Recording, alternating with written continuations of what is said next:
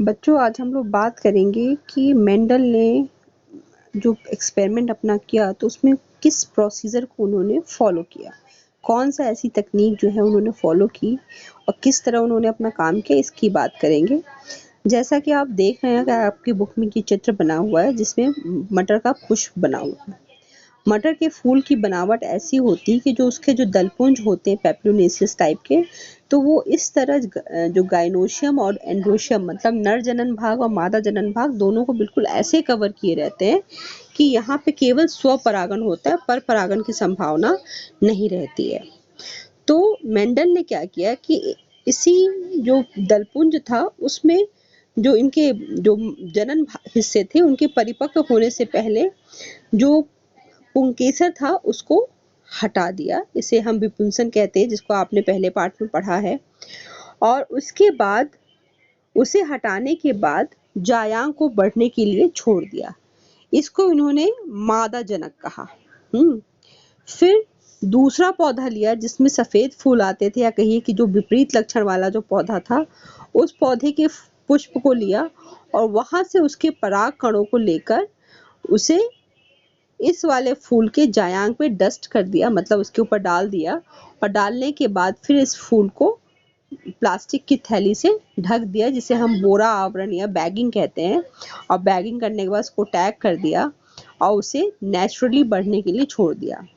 जब ये फली पक के तैयार हो गई तो इस फली में कितने बीज आए उसकी संख्या को उन्होंने नोट कर लिया और अगले वर्ष के लिए रख दिया। फिर अगले साल उन्होंने इस बीज को बोया और उस बीज से जो पौधे मिले, उन पौधों में जो लक्षण आए उसमें, मतलब जो लक्षण, जैसे यहाँ पे तो उन्होंने फूल के रंग को लेके काम किया, तो किस रंग का फूल आया वो उन्होंने नोट कर लिया। तो इस तरह ये जो प्रोसेस है जिसमें हम परागकोश को हटा देते हैं और फिर दूसरे परागकोश को लाकर डस्ट करते हैं, बैक कर देते हैं, टैग कर देते हैं, इसी को हम आर्टिफिशियल हाइब्रिडाइजेशन कहते हैं। हाँ, जो आपके पुष्पी पौधों में लैंगिक जनन वाले पार्ट में दिया हुआ है। और यही टेक्निक जो है आपके मेंडल ने इस्तेमाल की, चूंकि वो बहुत अच्छे मैथमेटिशियन थे, सांख्यिकी पे उनका बहुत अच्छा कमांड था। तो उन्होंने हर, मतलब जो भी उसमें उन्होंने एक्सपेरिमेंट किया तो उसका जो नोट डाउन किया वो बहुत अच्छे तरीके, जैसे उन्होंने बिल्कुल नोट डाउन किया कि हर फली कितने बीज उन्हें हाइब्रिड वाले मिले, उन हाइब्रिड बीजों में से कितने पौधे जो है किस रंग के बने, कितने पौधे किस रंग के फूल वाले रहे। ये सारी चीजें उन्होंने बहुत अच्छे से नोट की और इसी के आधार पे फिर उन्होंने बाद में जो है अपने नियम, जो अनुपात उन्होंने दिए वो उसी के आधार पे दिए।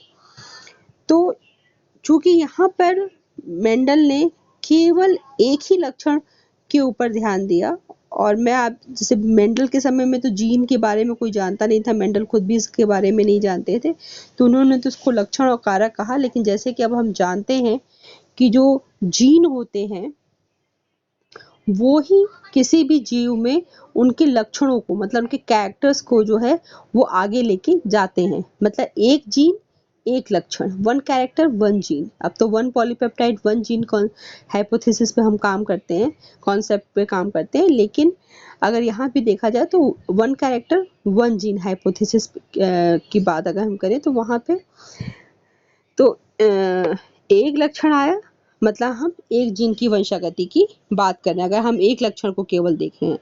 अगर ज्यादा लक्षणों को देख रहे हैं तो हम वो हमारे मल्टीपल जीन्स वाली बात हो जाएगी। लेकिन यहाँ पे हमने मेंडल ने जो पहला अगर देखा जाए जो एक्सपेरिमेंट किया तो उन्होंने पहले केवल एक एक लक्षण को लेकर उन्होंने चुना और हर लक्षण के विपरीत लक्षण के पौधों के बीच में क्रॉस कराया।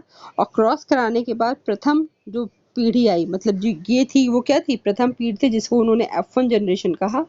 तो इस पीढ़ी में कौन सा लक्षण आया उसी लक्षण को उन्होंने प्रभावी लक्षण कहा। और जो लक्षण, जैसे कि सफेद पुष्प, जो लक्षण दिखाई नहीं दिया उसे अप्रभावी कहा। और इसी के आधार पर उन्होंने प्रभाविता का नियम निकाला। जो मेंडल ने जो 7 अलग अलग तरह के लक्षणों को लिया था उसमें उन्होंने हर बार उसके साथ हर पौधे हर लक्षण के साथ उन्होंने इस चीज़ को टेस्ट किया। जैसे अगर तने की ऊंचाई में उन्होंने 2 पौधे लिए, लंबे पौधे और बौने पौधे, तो प्रथम पीढ़ी में लंबा पौधा प्राप्त हुआ तो लंबा पौधा प्रभावी हो गया और बौना पौधा अप्रभावी हुआ। फूल के रंग की स्थिति में बैंगनी प्रभावी और सफेद वाला फूल अप्रभावी। फूल की स्थिति अक्षीय मतलब पत्तियों के बीच में थी, एक्सियल थी तो वो प्रभावी, और अगर टर्मिनल थी, अंत्य थी, तो अप्रभावी। फली का आकार फूला हुआ था तो वो प्रभावी, और अगर फूला हुआ नहीं था तो सिकुड़ा हुआ था तो वो अप्रभावी। फली का रंग अगर हरा है तो प्रभावी लक्षण, फली का रंग पीला है तो अप्रभावी लक्षण। बीज का आकार अगर गोल है तो प्रभावी, मुरझाया हुआ है तो अप्रभावी। बीज का रंग पीला है तो प्रभावी लक्षण, और हरा है तो अप्रभावी लक्षण। तो इस तरह इन्होंने प्रथम पीढ़ी में जो लक्षण आए उसके आधार पर इन्होंने प्रभावी और अप्रभावी लक्षणों को अलग अलग कर लिया, और फिर इसके आगे जो है उसे एक्सपेरिमेंट को लेकर गए।